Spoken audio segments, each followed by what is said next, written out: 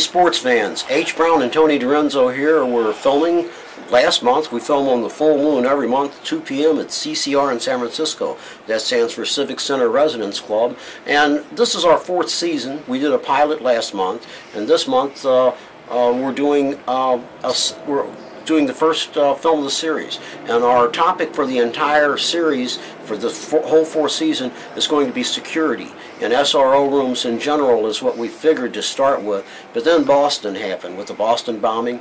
And the topic running around town now that's really hot is CCTV. London is full of CCTVs. If those of you that watched the London bombings would notice that they were able to, with the cameras spread around London, to follow the bombers from where they started, where they ended, and where they came back and catch them. In Boston, we caught the terrorists in Boston, not homegrown, but American citizens. We caught those with CCTVs that were off stores and this and that. The whole idea now is, should the United States government and local municipalities put CCTVs in full operation as they do in London? I'm certainly in favor of it in some areas, and down the middle of the street in Market, particularly mid-market, where I've lived off and on in the Tenderloin for 30 years, is a idea that I can fully support, as does Tony Renzo, who's on the camera. We're going to go downstairs, and we're lucky enough to have Captain John Garrity, who is in charge of the Tenderloin Police Force, which includes this mid-market area. He's a 30-year veteran with an unbelievable history, and we're hoping to hell that he will give us a personal interview about his career sometime later in the season. But again, I'm the SF BullDog, and Tony Renzo is City Watch TV. We're doing Season 4, and the name of Season 4 is Paper Tigers, which it has to do with paper chase, because what the cops need in order to have anything happen after somebody has attacked you or whatever, and all, you've got to have proof and that'll hold up in court, and that means building a paper chase, and we're calling it Paper Tigers. Our people might be in wheelchairs, we might be crippled, but we are Paper Tigers because we can put you in jail. Thank you very much.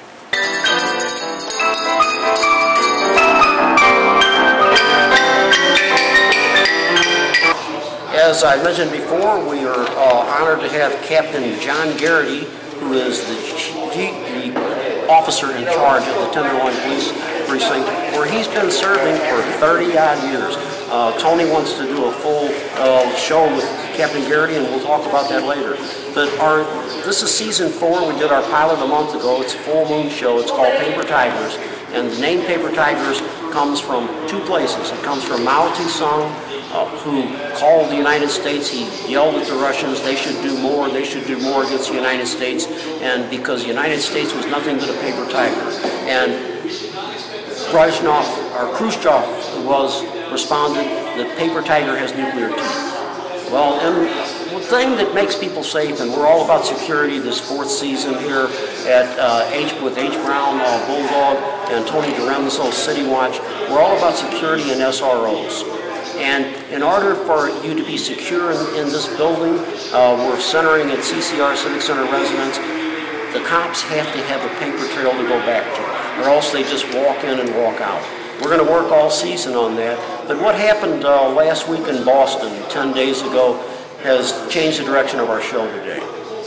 We had a terrorist event, and you're Irish, you've got to have relatives in Boston, right? No relatives in Boston. We're San Francisco Irish, but Bay Area. But you came from the other side? They came from County Mayo back in the late 1850s in San Francisco. But you know, like H was saying on the terrorism event, that really affects everybody, because that can happen in any urban area, really. We have beta breakers coming up here, but that's going to happen here. But you have to take precautions and be careful. We got several million people coming by our door in a variety of parades, running from when the Giants win, which is getting to be almost every year now.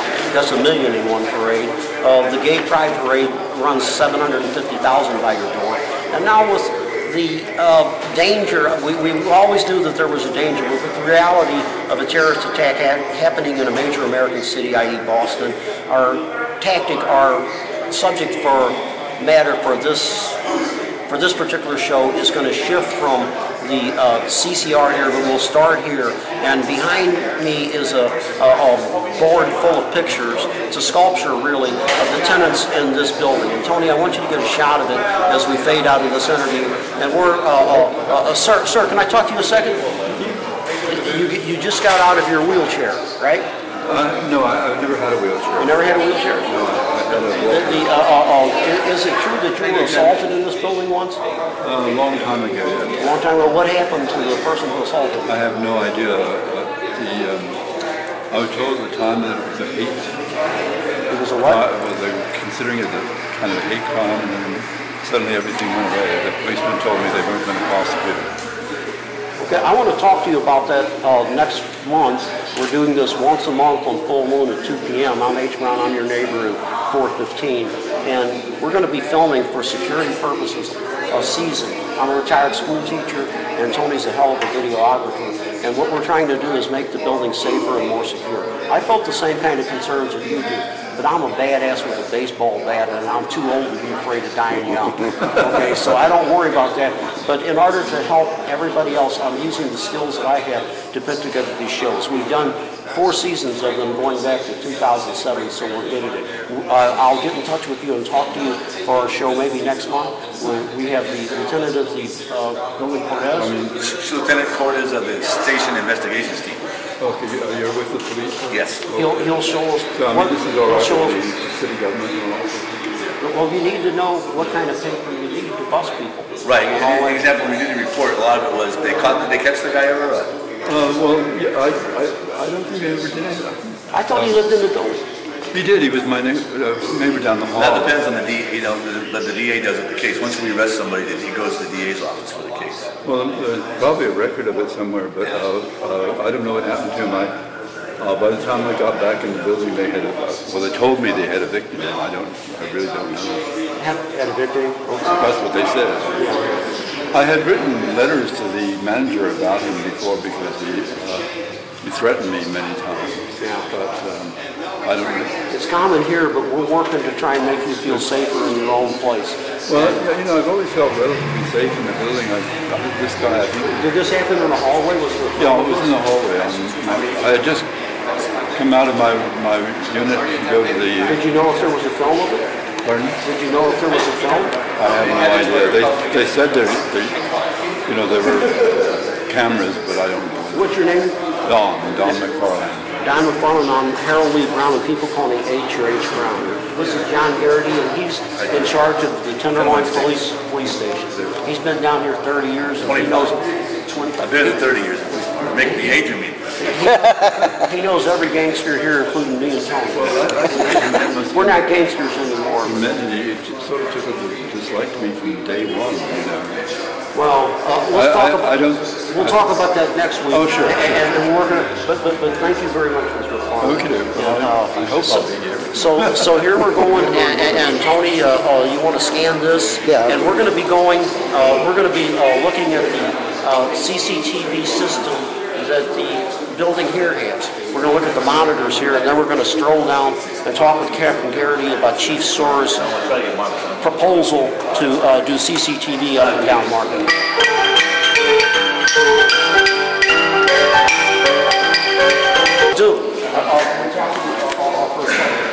Back here we have, you got the whole thing?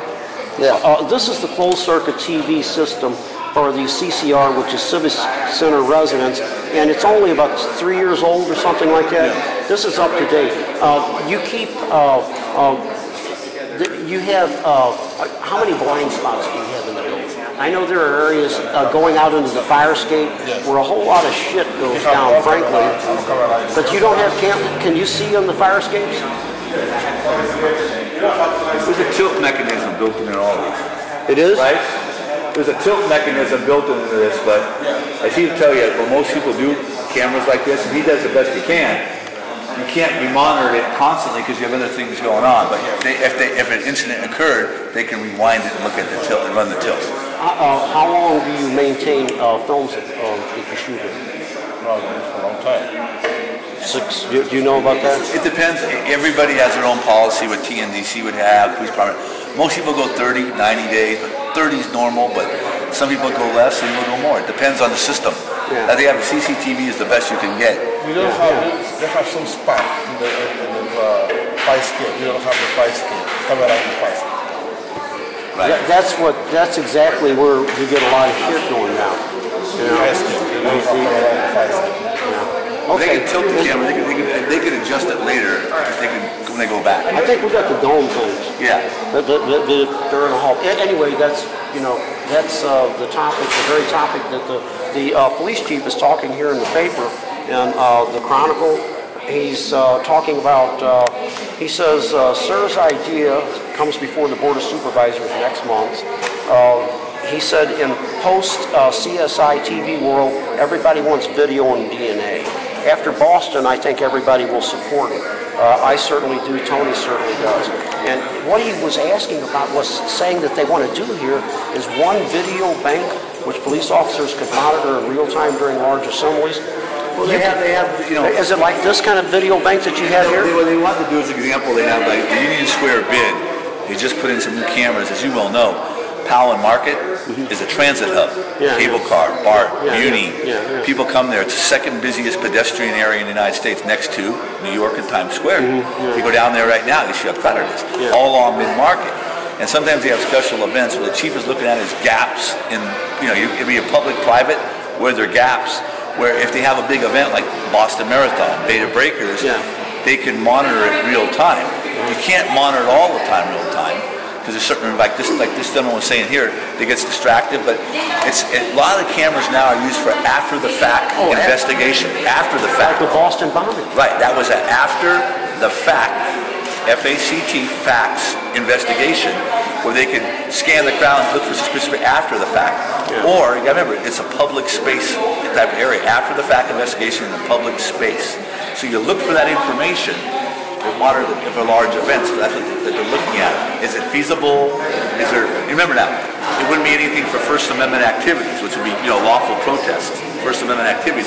But you're looking at something there, big events where it could look real time or after fact investigations, which they had in Boston. Chief, 10 years ago, this would have been a combative discussion.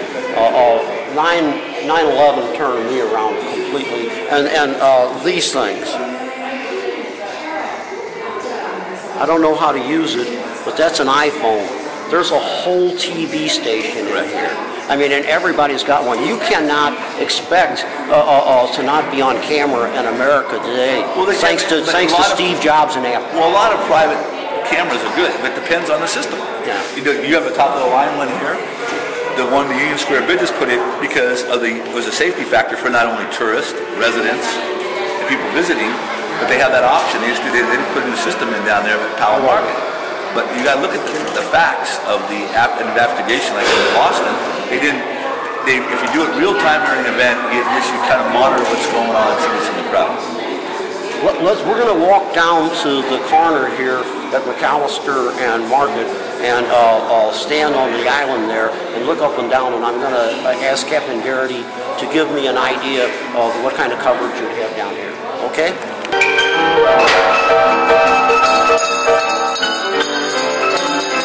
We're at the corner of McAllister and Jones and Market. A hot spot. This is the heartbed of tough neighborhood in. Well, let's look around though. There's other cameras here, private cameras. Yeah, there's one right there. Yeah. There's one over there by the video store. Let's see. I'm sure there's one over there by there's dome cameras right over there across the street. But you got to understand. Chief Sir's plan now is, as I understand, he finds every camera that you have, looks at whatever they're able to cover, and then the city will supplement that? Well, no, the Chief's looking at any gaps with public and private cameras for big events. And it's just a pilot working plan right now. He's trying to figure out what to do, how to tie all that technology into one. Are we there yet? Probably not, to tie it into one bank. But you got to look at different cameras. Now this corner we're talking about here, which impacts the 44 McAllister, your building is, any kind of parade, from my years of experience, Giants, 49ers, St. Patrick's Day Parade, Filipino Parade, Gay Pride Parade, any parade, as you well know, starts at the foot of Market Street or on 2nd of Market and comes up Market, and it makes the turn right here at this corner, Market McAllister, up into the Civic Center. Most parades, most of them. So this would be an area, would probably be an area where they might mount some real time when they run a special event, maybe a Beta Breakers or a Civic You wouldn't run 365 to get after the fact things? It's up to them. Free, it's electronic. No, I don't know how they would run it. I'm not a camera technician, but the companies know they have those cameras to do that. A lot would be, right, they do now, most cameras now aren't really monitored even by the private sector full time because it takes people to do that. So it's after the fact investigations. Right, in a public space. So this area would be an area they might want to consider. Maybe put it at the Hibernium and then fix it up, or over the corner here, only because of the nature. This is when the parades turn. Most parades, you guys, if you live in the area, know that they turn here. H-bound, you know that because they turn here. I 7.5 years. I've seen 2 million people go under my window. Right, under my fire. And it also could be, as you well know, you might as well sell tickets up there. You got a spot. But I'm just saying that it also has the public transportation, like streetcars, buses, walking. It's a very busy area, and it's actually changing now with the corner over there. The change, so it's going to be a lot more people in this area. Sensitive topic. Okay? It's a very sensitive topic. No. I got another one. Sensitive topic. What do you think of drones? That's too many gizmos, too many high tech for me. Yeah. I get sick at Disneyland and the Ferris wheel. You're getting too high in the sky for me. But there was a shootout. It's better than putting a helicopter up there, though. There was a shooting here about 3 years ago. In the afternoon, it was 2 guys got in a shooting, and I hit some people here. So that would have helped out a crime camera. They would take the cameras in and go back and look at it, like they do in your building. They go back. But we're talking about big events like the Boston Marathon, Beta Breaker type of thing, where you have a large gathering of people that could be potential targets. As H. Brown said, the philosophy has changed the last couple of years. So keep that in mind.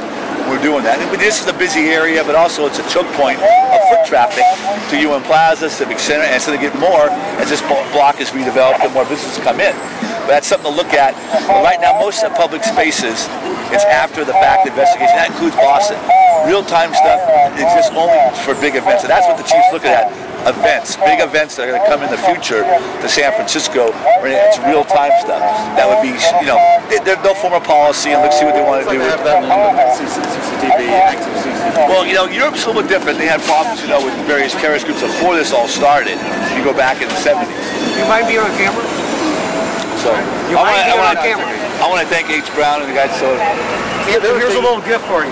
You must have a section in your library for old San Francisco. This is a police chief's, not a police chief, but a fire chief's thing. This is a clipper ship going through the Golden Gate, and I was a firefighter for 5 years. Oh, I want to take this. I got it at 50. I got it at 50 cents, and it's a convention. And I included in here something that you could never have enough of for an Irishman. Oh yeah. The lines to Danny Boy. Thank you very much. Thank you very much. I always wanted to be a fireman. Captain, do you want these? This thing? These articles? Yeah, that's what I hold on to. Captain, the other problem in this area is obviously this area here. Well, that area is this area. We make about 8 or 9 arrests a week down here on marijuana sales. And you know what? It's marijuana? Yeah, it's mostly marijuana. It's a case-by-case basis. A lot of these guys do not live or work in this area, as you well know. They're not from the area. But keep that in mind. That's problematic, but it's gotten better because of the mosque here and everything else. But it's not what we want to be. A lot of it is, if you look around, we have a lot of displaced business down here. It's not as focused as that turns around, this area should turn around a little better. You got 2 Class A buildings sitting right in front of us that are being run down. The Renoir, the Marriott's going to spend $100 million in there. All right, I'll be there till about 4. Yeah, make a bid involved. The kids are more city folks. Captain, thank you. H, good to see you again. Thanks. Action. We talked with Captain Garrity on the corner there on an island at Market and McAllister and Jones, the intersection there. And I've made the suggestion many times in the past that we should have a cop box there. And people say, what the hell's a cop box? Then they go to Police Koban, and they always go to Japan, where the police they're actually small stations. Now we have a substation that's happening over on 6th Street in an alley off 6th and Market there. And That's more like the Japanese style, but they man them 24 hours a day. For the little island like that, we're looking at the views that they're going to use with the CCTV cameras and see how far you can see up and down the street. And at that one little island there where we were standing, they could see all the way down Market, all the way up Market, and all the way up Jones Street from just that spot. But since it's a small island, and I hope we got a good shot of the island in part of our video there. It's a small island. This is about the size of cop box that we could use there. And this particular cop box is from London, England, and we're going to zero in on it here. And the way a cop box works is there's a cop in there. Duh. And the in Tokyo, they have them so small it's just a guy directing traffic. But a cop box like this, you have 3 cops on a patrol. Okay, 24/7 if it's a tourist area, 24/7 if it's a high crime area. One cop stays in the box while the other 2 walk down the streets independently for about a quarter mile, which is 3 blocks. Then they turn and walk back, and you stagger them so you're changing 20 minutes sitting in the cop box there. This is not a new idea to San Francisco. Dianne Feinstein was in Europe, she was in London, she loved the cop boxes, she was in Japan, she loved the Koban. And so she came back here and she told the police chief at the time, I want cop boxes. Of course the cops didn't want them, you know.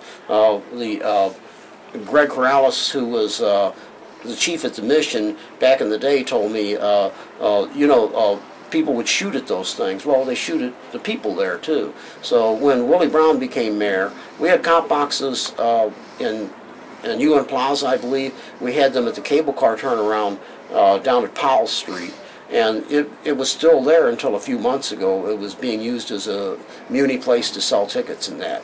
But they're small things, but what happens is the police get some exercise and they get a break, and 20 minutes out of 60 minutes they're out walking back and forth, meeting people, hopefully, and at least showing the presence on the ground. And then the other 20 minutes they're in the cop box looking up and down, and then you have your CCTV cameras up and down. Woo, woo! I mean, I think that's pretty good coverage. That's the best coverage you're going to get. I'm pushing that as a pilot project. I've only caused one structure to be built in this town, and I'd like the next one to be this cop box. The one structure I was able to get built was in place of Janis Joplin's old toilet in the Tenderloin, in the Panhandle, not the Tenderloin, in the Panhandle. In the middle of the Panhandle, there's a toilet that was closed for 20, 30 years. I had found pictures of that thing with Janis Joplin playing and people sitting on the roof of it. It had a hell of a history. But the fact that it was closed came to my attention. It's surrounded by a children's playground. Was that I brought my granddaughter down there when she was 1, 2 years old or whatever and all that. I used to babysit for her in the evenings. And we'd go down to the playground, afternoons and evenings. We'd go down to the playground, and the toilet was never open. So they went over, and the kids would go over and pee in the bushes. And I thought that was outrageous, since they were spending millions of dollars to rebuild Harding. The Park and Recreation was $25 million, so that Tiger Woods could play there. So we started calling the place where the kids pissed in the woods Tiger's Woods. And I pushed to have the bathroom reopened.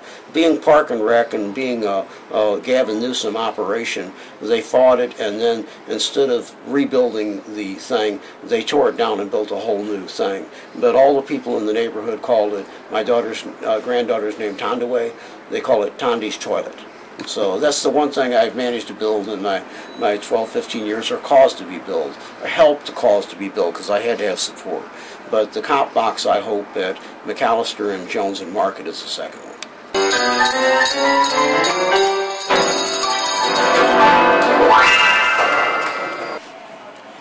Okay, everybody, did you like that? We're back in the doghouse here with the BullDog and Tony Renzo from City Watch.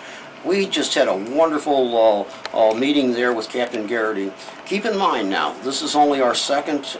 We did a pilot to get the idea. First, you got to see if the people that you want, the stars of your show, as it were, will appear. And we got that settled last month. The top administration of the Tenderloin Neighborhood Development Corporation got behind the idea. We had a big breakfast with Don Falk, head of TNDC, Captain Garrity, and Liddell Stewart, who's the manager of the building, before we did the pilot. So we're set on that. We're going to be doing this every month, as I said, on the full moon at 2 p.m. in the afternoon. And it took us 20 minutes to film today. It took us 28 minutes last month. And the show will be 30 minutes, and we're adding some music. You're going to hear some music now. But that's our interview with Captain Garrity, and please pass it along, put it somewhere, don't erase it, because once you get a complete collection of H. Brown, Tony DiRenzo work, and we become Broadway mega billionaires and shit, you're going to wish you had saved this shit. And anyway, I'm H. Brown for San Francisco City Watch TV with Tony DiRenzo signing off.